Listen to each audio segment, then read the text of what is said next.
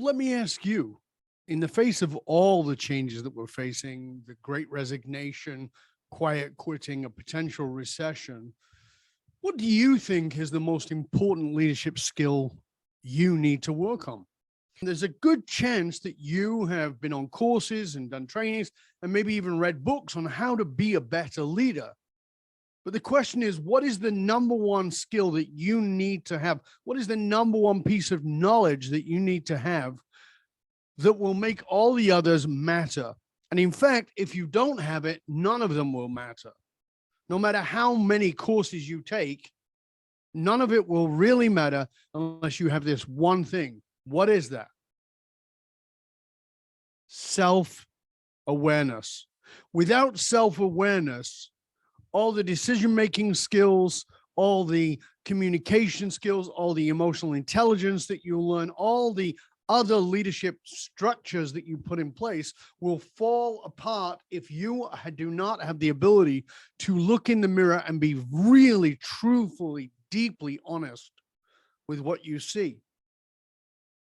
Too few leaders have the courage to look in the mirror, to self-examine, to develop the emotional maturity needed to put everything else in place. We all know that trends come and go about what's going to work today and what won't work, what worked yesterday but won't work today. But self-awareness is a consistent.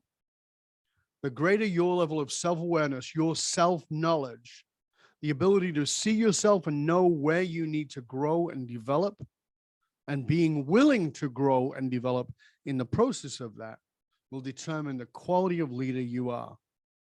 So the first clue in becoming the leader you need to be is to become deeply curious about what you don't know about you and your behaviors. And remember this, to stay really curious, you got to understand that the people who work for you will never be truly honest. You might have created a wonderful environment that's totally transparent, but if people depend on you for their paycheck, they cannot afford to be deeply, truly, absolutely honest. You have to have a mentor. You have to have coaches. You have to have maybe a therapist, whatever it is that works for you.